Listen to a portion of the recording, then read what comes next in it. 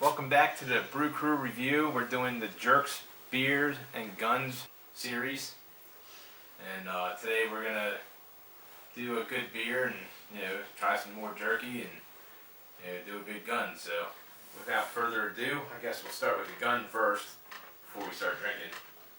I brought out, this is the IWI Tavor. It's a bullpup rifle. It's 16.5-inch barrel. I put an EOTech sight on it, hologram sight. I don't know, it's just a good little gun to shoot. It's balanced. I think it weighs 7.5 pounds, but when you hold it and shoulder it, it's balanced real nice. A lot of your weight's in the back, so the front you can maneuver around a lot easier. Takes any type of mags, any mag pull mags. This is the standard IWI mag. It'll take any metal GI mags. Holds 30 rounds in the mags, except for the IWI that holds 28 for some reason. But 223M556. Yep, 223M556. I don't know. I like it. It's one of my favorite rifles. Nate has shot it too. Yeah, I've enjoyed the opportunity of shooting this rifle. It's a lot of fun. I enjoy it more than just a standard AR. I feel like it's balanced a lot better, and you have a lot more nose control. It's easy to throw, 100, 150, 200, bullets down range, and you're not going to feel fatigued. I enjoy it a lot. It's a really cool little gun.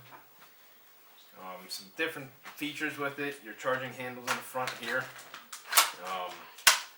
Your safety's right here. Safety's ambidextrous. You can swap it to the other side. The entire rifle is actually ambidextrous. You can change your charging port to the other side for left-handers. Your mag release is right here in the front. So when you take your mag, you put it in, you pull that out. When your bolt's back after last round, you reload it, you just push the button under here. That'll charge it for the next time. It's got a rail over here. You can attach lights or whatever you want on the side of it. And then I also have the upgraded Geisley trigger system in it and trigger bow, which makes it a lot nicer, cleaner braking trigger. But other than that, that's about it. I wouldn't mind having a shooting video, but it's a little cold outside to be doing that right now. So, anything else you can add? No, it's just a cool little gun. I enjoyed the EOTech swap that you put on there for sights, as well as the trigger upgrade. Feels like it's very, very crisp, clean trigger pull, and it's not heavy at all. So it's a fun little gun. Wish I had one. And definitely a lot of fun to shoot. So we'll move on, I guess, to the right. to the beer section. Move on to the good stuff now. Yeah.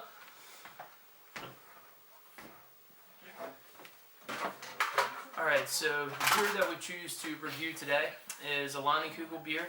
It's the Big Doppelbock. It is their seasonal beer. It's released for spring. This is going to be my first time trying it. Brian has had it before. I'm kind of looking forward to it. Leinenkugel, it's a fairly big name.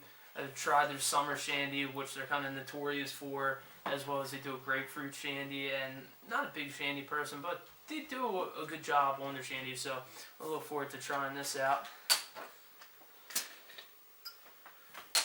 I'm going to crack it and pour it. Yeah, see how it pours.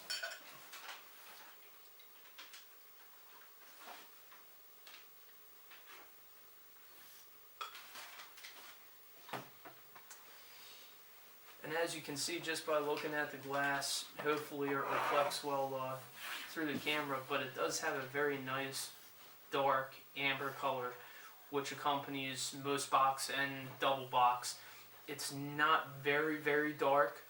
Would it be pushing to the dark brown side? It's just a dark amber copperish color. So head dissipated fairly quickly. It's not leaving too much lacing on the glass, but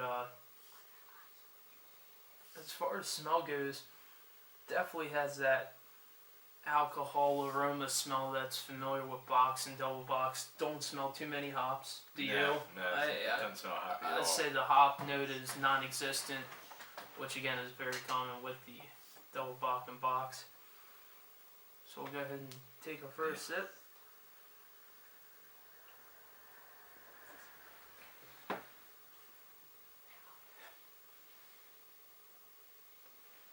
Don't know how to describe the taste in this one.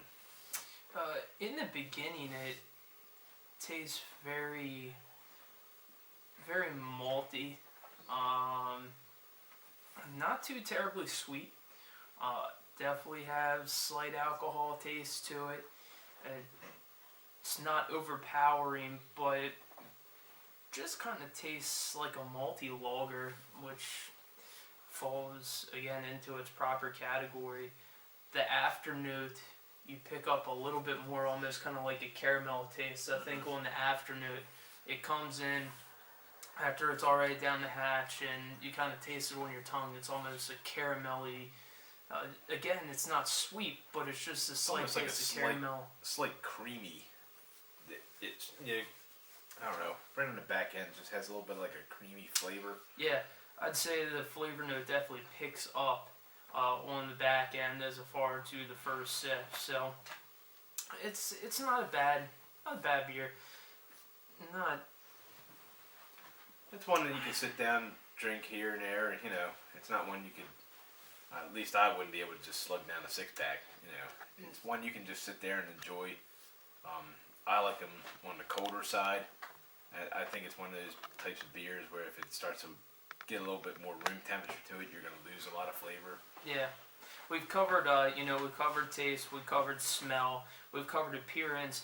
I guess Brian's kind of bringing it home with the drinkability factor for this beer, and for me, I feel the same way. 6-pack is probably going to last me a couple days. I'm not going to sit there and pound down all 6 of them because it's just too heavy of a beer. I feel it's heavy. It has that maltiness character to it, and I'm sure after you drink 1, 2 of these, you're going to feel very full. So I think that's our full review for the Leinenkugels. Yeah. Not a bad job. You guys keep on doing what you're doing over there, and who knows? Maybe we'll have to try their normal bock. I know they're kind of notorious for that one, their traditional German bock, so maybe that'll be down the road. Well, today we're going to try 2 different jerkies. Last week we tried another Fatmans beef jerky. I can't remember what the flavor was. This week we're going to do the lemon pepper flavor, and I guess we'll take it away with that.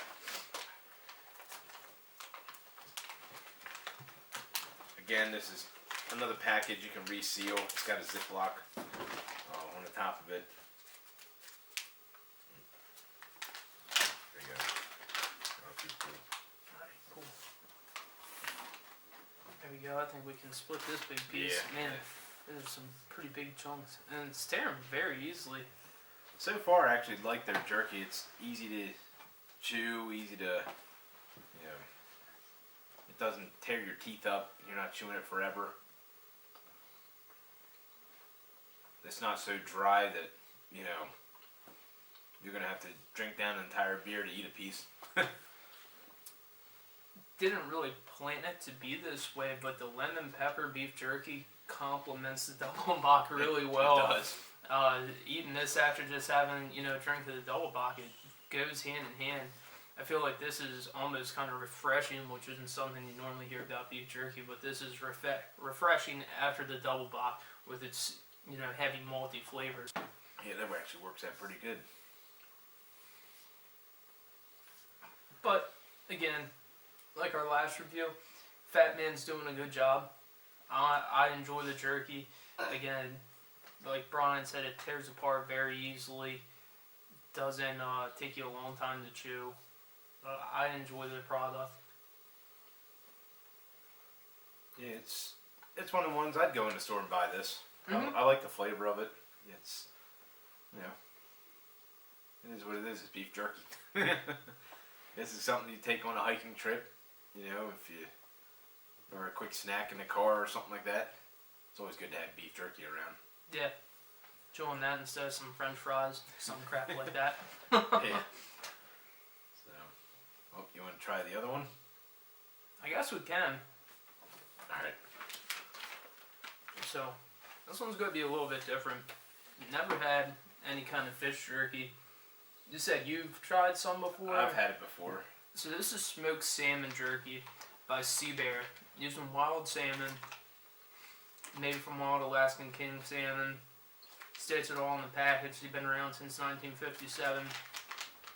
I'm interested to see how it tastes. I've never had any kind of fish jerky, salmon jerky, so I know it's going to be different than just your standard beef jerky. I won't spoil the surprise for him. How great it is. Well, I open it up and I get a very overwhelming smell of fish. And it's not a good salmon fish smell. It smells kind of like raw tilapia or something along those lines. Yeah, it doesn't smell too hot, but so I guess we'll see how it tastes. Hopefully it tastes better than it smells. How's that? Fish jerky. A little chewy. Smells like. Smells like Borkum Rift pipe tobacco. It actually smells like the fish flakes you put in the fish food for the tanks, or cat food, one of the two.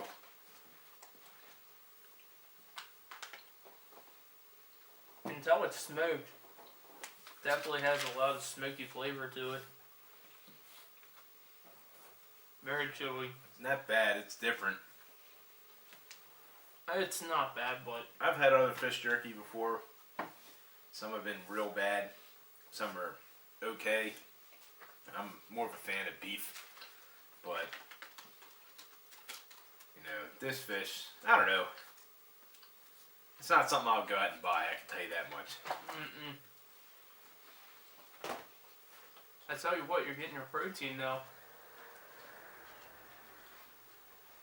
There's about 1 1/4 servings in this small packet. And just in this small packet, you're gonna have over about 20 grams of protein. So, of course, it's fish, so that's to be expected. But very, very chewy. It's not something I'm gonna steer out of my way to go and purchase. But I'm not gonna deny eating another piece either. Yeah, it's not bad. Like I said, I've had worse. But I'm not a fan. I mean, some people who like fish jerky might really love this.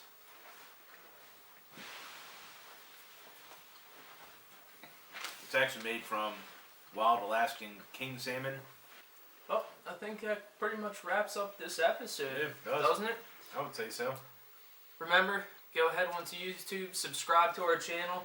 We're going to keep on doing this, try to do it once a week. We may switch it up a little bit, but we hope to see you around next time. Alright, have a good one. See you.